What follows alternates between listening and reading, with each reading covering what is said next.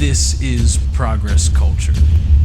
Some of the greatest techniques, some of the greatest artists, whether in guitar, drums, any instrument, or outside of music, were totally misunderstood when they started and totally not encouraged, not brought into the center, nobody was trying to align with them, right. But they stayed at it.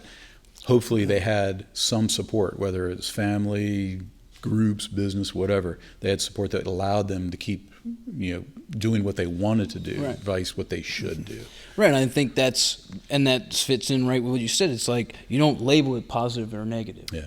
And you have to, that way it's not seen as a worthwhile pursuit or not. Yeah. Because it could turn out to be very much worthwhile. Yeah. One of my greatest ones musically, and it has affected me in many other ways, especially on the leadership side, because I was in the military. I do have that background, and that part of me in the Corps was Jimi Hendrix's National Anthem.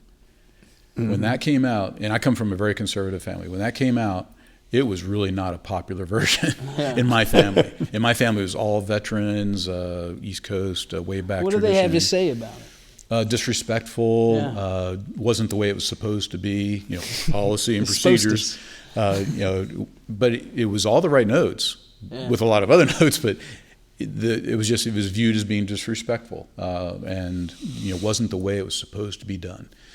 And I've heard versions that I didn't agree with, and I try to remind myself, okay, there can be some freedom in there.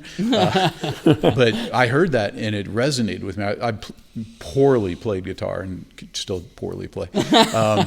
So the idea of a guitarist doing something like that with a known quantity and making it an unknown quantity and seeing where it would go, to me, resonated really deeply. And it started making me think about music differently, but also a lot of other things differently. So cool. To this day, I still remember that song, but also remember that idea of when somebody does something different, don't discount it, don't label it right away. Think about it, let it resonate a little bit, see where it might fit.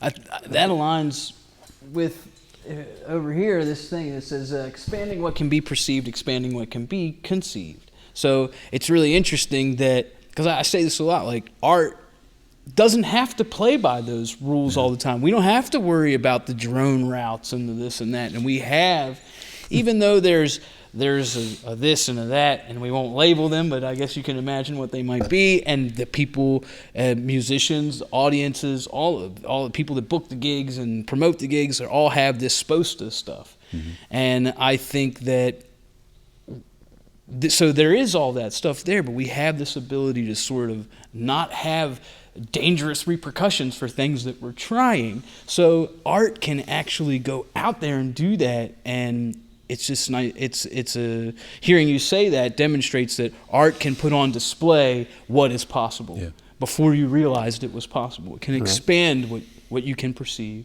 and expand how you conceive and apply that to. One of the biggest differences between the communities is that risk.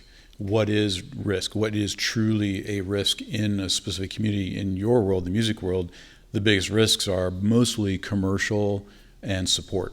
Who's going to buy the music? Who's going to listen to the music? Who's going to fund the music? Contract, blah, blah, all that. It's mostly business. In my aviation world, and especially now with the unmanned world, risk is truly a physical risk. You have a safety risk. So they're recognizing what the risks truly are and how to handle those risks, mitigate, eliminate, whatever. That's really comes down to the key. Because for you to try to attract supporters, financial support, things like that, you have to know what your risks are and be able to quantify them and show them how you're going to either work around it, overcome it, whatever. Same thing with me when we're talking to an investor for UPD or investors in Mission Go, something like that.